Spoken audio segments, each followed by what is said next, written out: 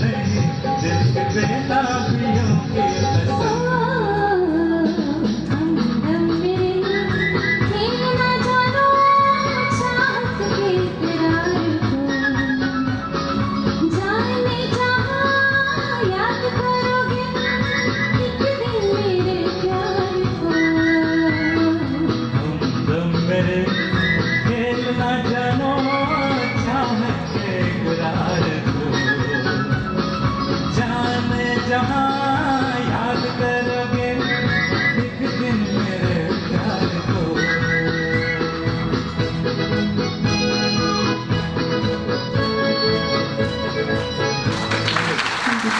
दुसरं गाणं अत्यंत गाजलेलं होतं, नय्यर साहेबांच्या संगीतामध्ये सजलेलं होतं आणि अर्थातच मजरू सुलतानपुरी साहेबांचे समर्पक असे शब्द होते. आणि हे गाणं जेव्हा सुरू होतं तेव्हा आजचे आपले प्रमुख पाहुणे, विशेष अतिथी यांचं आगमन झालेलं आहे. नौशाद साहेबांचे सुपुत्र राजू नौशाद साहेब आणि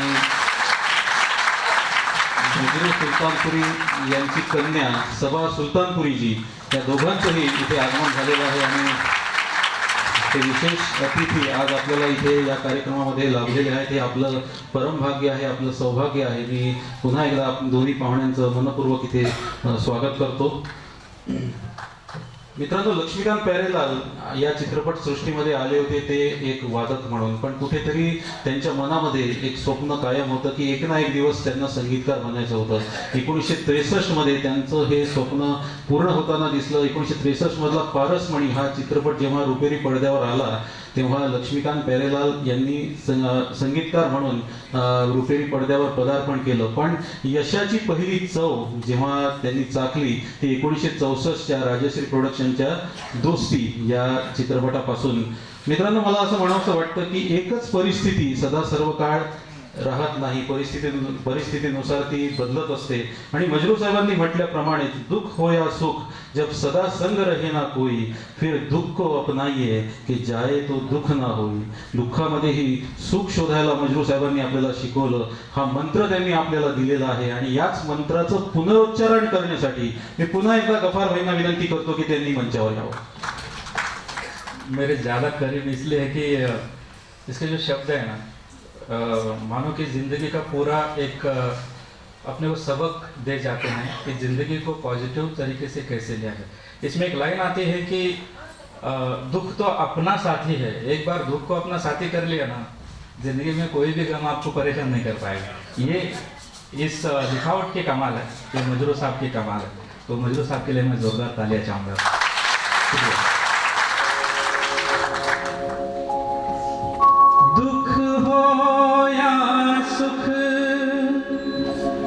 जब सदा संग रहे ना कोई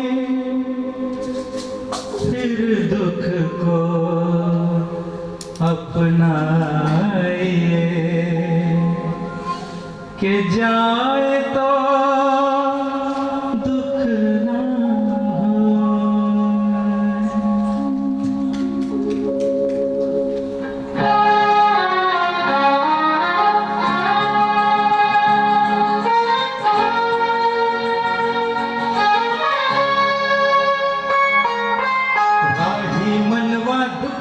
चिंता क्यों सताती है, दुख तो अपना साथी है.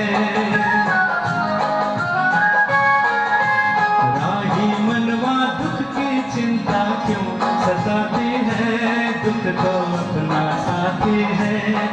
सुख है एक छाँव ढलती आती है जाती है, दुख तो अपना साथी है. राही मनवा दुख की चिंता क्यों सताती है, दुख तो अपना साथी है.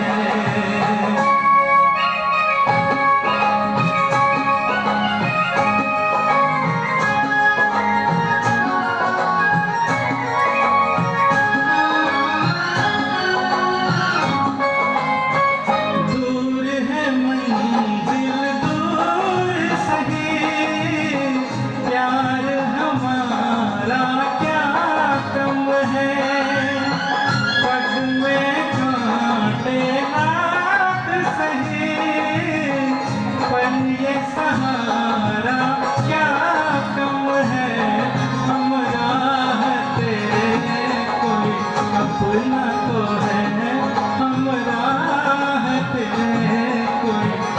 अपना तो है। ओ सुख है एक छाँव ढलती आती है जाती है, दुख तो अपना साथी है। राही मनवा दुख की चिंता क्यों सताती है, दुख तो अपना साथी है।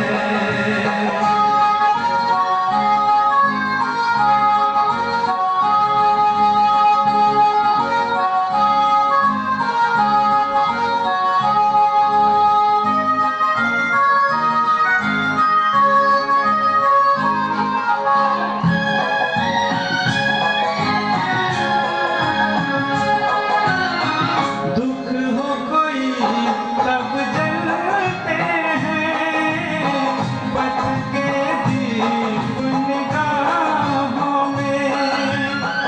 इतनी बड़ी इस दुनिया की लंबी अकेली राहों में, हम राह तेरे कोई अपना तो है, हम राह तेरे कोई अपना तो है। ओ सुख है एक छाँव ढलती आती है जाती है, दुख तो अपना साथी है। राही मनवा दुख की चिंता क्यों सताती है, दुख तो अपना साथी है। दुख तो अपना साथी है, दुख तो अपना साथी है।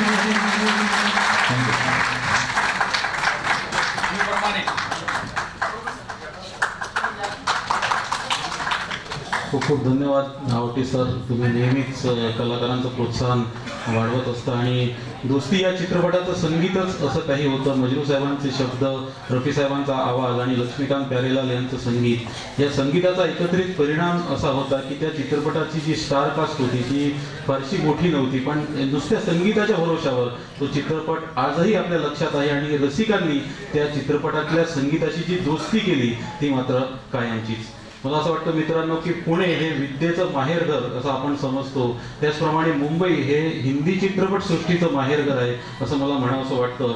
आत्तापर्यंत मुंबई या शहरावर अनेक गाणी बनलेली आहेत, त्या पण आजही आपल्याला पटकन एखादं गाणं मुंबई शहराबद्दलचं आठवायचं असेल तर मग आपल्याला तो माउथ ऑर्गन वाजवत जाणारा जॉनी वॉकर तो आठवतो, जो येता जाता लोकांची पाकिटं हलकी करण्याचं सुद्धा काम करताना आपल्याला आढळतो. आणि मला असं वाटतं की या गाण्याचा परिचय बस इतकाच मला द्यायचा आहे, कारण हे गाणं ओळखण्यासाठी याच्या पलीकडे कुठल्याही CIDची आवश्यकता नाही आहे असं मला वाटतं. आणि मजरू साहेबांच्या काव्याची एक विशेषता या गाण्यामध्ये मला अशी जाणवते की 1897 ते 1904 या कालावधीमध्ये मुंबईमध्ये घोड्यांनी खेचली जाणारी ट्राम अस्तित्वात होती. त्यानंतर 1907 ते 1964 या कालावधीमध्ये इलेक्ट्रिकवर चालणारी ट्राम मुंबईमध्ये अस्तित्वात होती. आणि मजरू साहेबांनी ट्रामचा जो उल्लेख या गाण्यामध्ये केलेला आहे आणि आपल्या शायरीमधून, आपल्या काव्यामधून त्यांनी या ट्रामचं अस्तित्व कायमचं जिवंत ठेवलेलं आहे. मुंबईच्या भर गर्दीतून कोणालाही धक्का न लावता पुढे जाणाऱ्या ट्रामचं वर्णन करताना मजरू साहेबांची लेखणी मात्र मनाला स्पर्श करून जाते. प्रीतीजी आणि गफारजी आपल्या समोर आहेत, ऐकूया. 56 सालचे लिखावट आहे, तसं झालं गेलं. मे बी त्याच्या आधीचे असेल, तेव्हा ट्राम होती. हा, पण यातले जे बाकीच्या गोष्टी आहेत ना त्या आजही लागू पडतात. म्हणजे सोच मजरू साहेबांची या बाबतीत दूरदृष्टी त्यांची होती. बरोबर.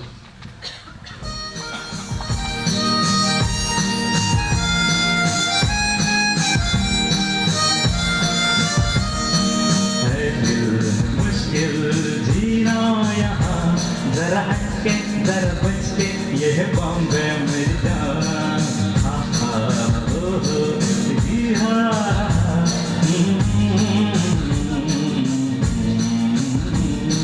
है दिल है मुश्किल जीना यहाँ, जरा हटके जरा बचके, यह बॉम्बे मेरी जान।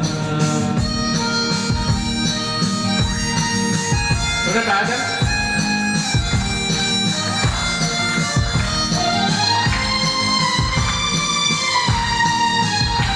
कहीं बिल्डिंग, कहीं मोटर, कहीं ट्रामे, कहीं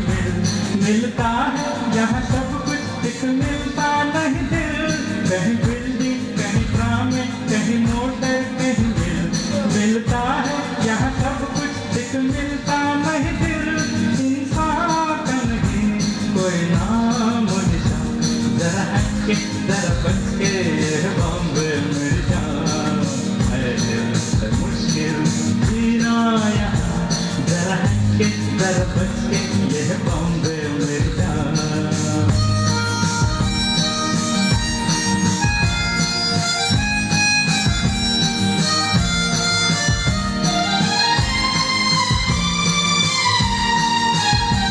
कहीं सट्टा कहीं पत्ता कहीं चोरी कहीं रेस, कहीं डाका कहीं फाका कहीं ठोकर कहीं तेज, कहीं सट्टा कहीं पत्ता कहीं चोरी कहीं रेस, कहीं डाका कहीं फाका कहीं ठोकर कहीं तेज, बेकारों के हैं कई काम यहाँ, जरा हट के जरा बच के ये बॉम्बे मेरी जान, है दिल है मुश्किल जीना यहाँ, जरा हट के जरा बच के यह बॉम्बे मेरी जान।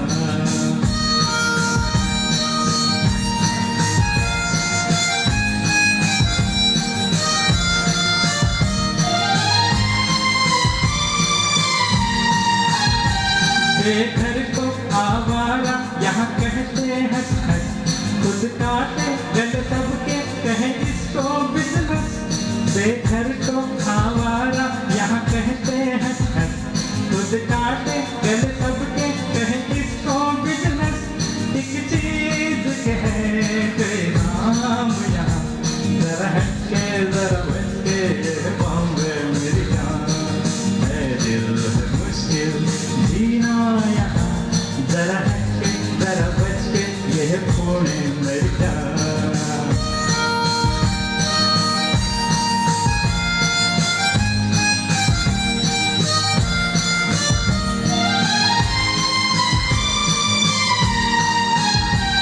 बुरा दुनिया वो ही कहता ऐसे भूलना तू न बन, जो है करता वो है भरता है यहाँ का ये चलन, बुरा दुनिया वो ही कहता ऐसे भूलना तू न बन, जो है करता वो है भरता है यहाँ का ये चलन, तदबीर नहीं चलने की यहाँ, ये है बॉम्बे ये है बॉम्बे ये है बॉम्बे मेरी जान। है दिल मुश्किल जीना यहाँ, जरा हट के जरा बच के ये बॉम्बे मेरी जान। मुश्किल आसान यहाँ, सुनो मिस्टर सुनो बंधु ये है बॉम्बे मेरी जान।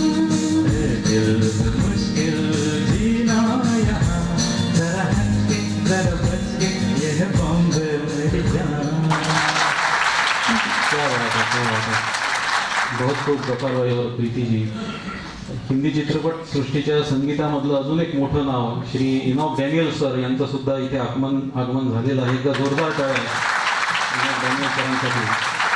गफारभाईंनी मगाशी म्हटलं की मजरू साहेबांनी एक दूरदृष्टी त्यांची सोच होती आणि त्या पद्धतीने त्यांनी 1956च्या त्या गाण्यामध्ये लेखन केलेलं होतं.